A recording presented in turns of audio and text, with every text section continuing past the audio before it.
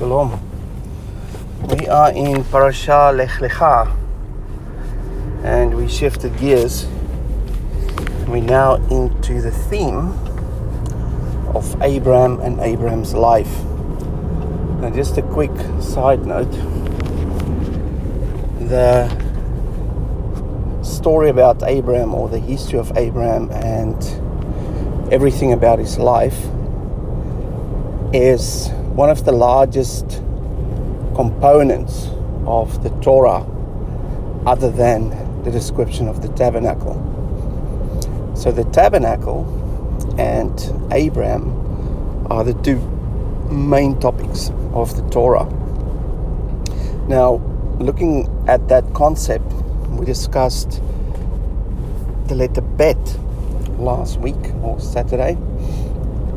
That means house, and we looked at the three bets, or the three spaces that's contained within the big house, the larger house, and the three processes to elevate you to a level of holiness and maturity in order to stand before Yahweh and to be reunited and become echad with Him. We also looked at the concept of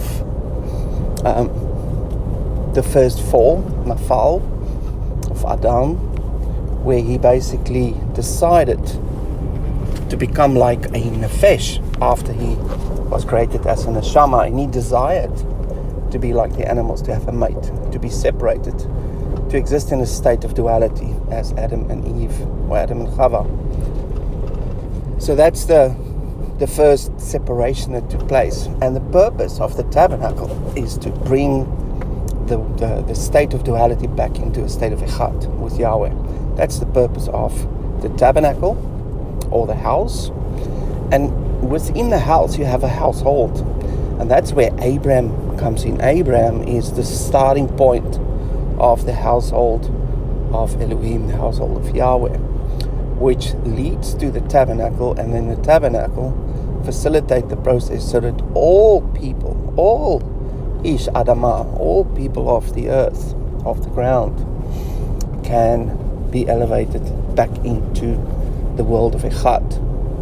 So that's the zoomed out view of this Torah portion, where it's situated in relation to Abraham. Now, last week we stepped off the idea of the giants, the Yetzer Hara, the Nafal, and the repetitiveness of the fallen nature causing another lower state to evolve and then bring these giants into being. Now, giants can be a spiritual giant, can be a physical giant, doesn't matter. It's something that will oppose you, and that is something that needs to be overcome. And that's why Yahweh chose the water to destroy the giants, and then He gave a covenant to say, I will no longer use water to destroy the earth, or basically destroy the consequences of the Yetzer Hara, which are the giants. And indirectly that means that there will be giants again, but I will choose another means to destroy them in order not to destroy man with them. And that's where the other medium of the water comes in, which is the medium of the water of the Torah, which is also the starting point with Abraham. Abraham was the first one that was called.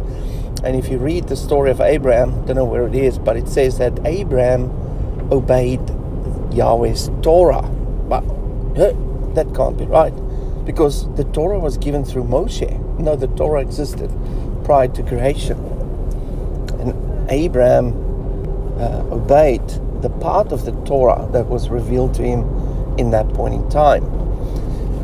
So that is the zoomed out view, and Yahweh is now providing the medium to overcome the giants, to be that thing that stand against the powers and the principalities which are symbolized by giants. And it's only the flood waters that can restrain them, that can destroy them. Why is that? We got a little hint when we looked at the Rephaim. The Rephaim means shadow. It also relates to the realm of the dead. And we touched on that the realm of the dead is also the waters of the deep. It's the same word, same meaning.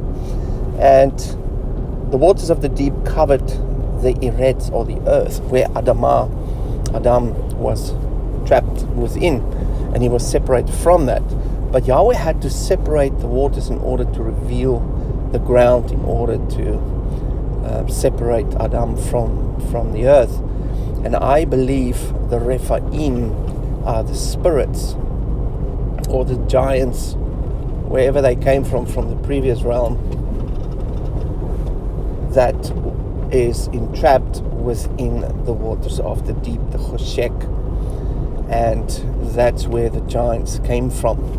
Every time man nafal, they have the ability to revive or to open up for these Rephaim, these giants, to manifest either through a man becoming a Gibor, a mighty man of God, that house these Rephaim, so that they can manifest and operate in physical outside of the medium of Choshek.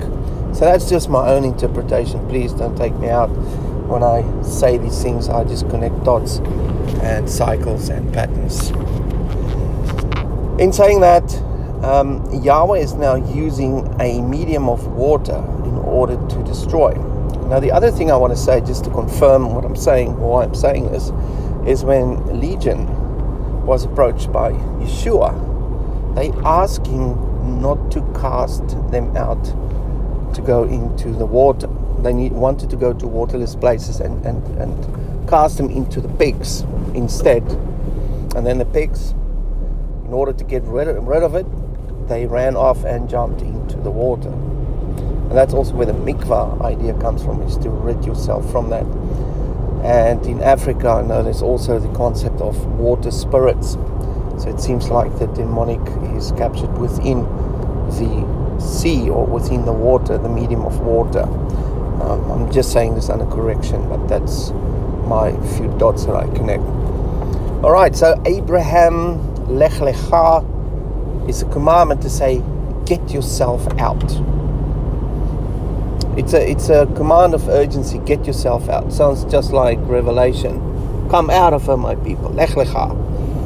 Calling us out of the entrapment of this world full of giants, full of distress, full of corruption, full of mixing. And we're going to look at each one of those words with each gematria to see what they mean. I'm not going to reveal that now, but it is an interesting topic nevertheless. But we're also going to look at the word halach, yelech, which also correlates with Lech Lechah, and what those words mean in relation to our topic. So I'll leave you with that, and I hope you have a wonderful day, and I will speak to you soon. Shalom.